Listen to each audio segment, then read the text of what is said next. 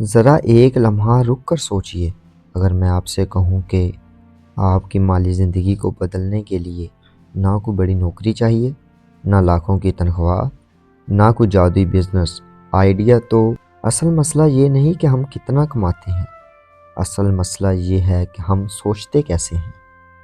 اکثر لوگ پورا مہینہ کام کرتے ہیں، تنخواہ آتی ہے اور ذہن سب سے پہلے پوچھتا ہے اب کیا خریدنا ہے۔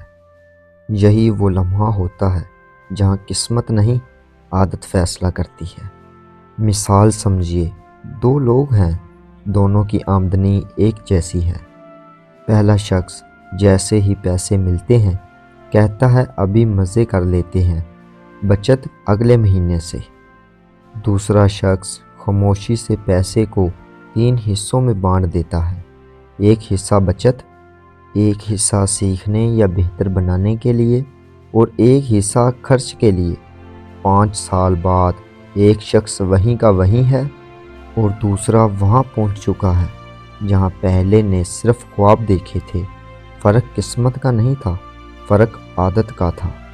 ہم میں سے زیادہ تر لوگ ہر خواہش کو ضرورت بنا لیتے ہیں۔ مہنگا فون اس لیے نہیں لیتے کہ ضرورت ہے، بلکہ اس لیے لیتے ہیں کہ لوگ کیا کہیں گے۔ یہی وجہ ہے کہ اکثر لوگ باہر سے امیر اور اندر سے مقروض ہوتے ہیں۔ ایک سادہ سا اصول یاد رکھیں، اگر آپ آج اپنی خواہش کو کنٹرول نہیں کر سکتے تو کل پیسہ بھی آپ کو کنٹرول کرے گا۔ 2026 میں آپ کی مالی زندگی بدلنے کے لیے صرف ایک عادت بدلنی ہے، پہلے خود کو پھر دنیا کو، یعنی پیسے آتے ہی سب سے پہلے اپنی بچت الگ کریں، چاہے تھوڑی ہی کیوں نہ ہو۔ یہ مت کہیں جب پیسہ زیادہ آئے گا تو بچت کروں گا۔ سچ یہ ہے جو تھوڑے میں نہیں بچا سکتا وہ زیادہ میں بھی نہیں بچا پائے گا۔ آہستہ آہستہ یہ عادت آپ کی سوچ بدل دے گی۔ آپ ہر چیز خریدنے سے پہلے سوچیں گے کیا یہ واقعی ضروری ہے یا صرف وقتی خوشی ہے، اور یہی سوال آپ کو بھیڑ سے الگ کر دے گا۔ یاد رکھیں، امیری ایک دن میں نہیں آتی، لیکن غربت روزانہ کے غلط فیصلوں سے آتی ہے۔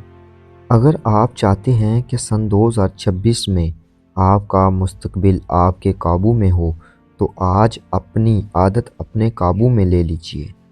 اگر یہ بات دل تک پہنچی ہے تو ویڈیو کو لائک کریں اور چینل کو سبسکرائب کریں، کیونکہ یہاں باتیں صرف سنائی نہیں جاتی، سمجھائی جاتی ہیں۔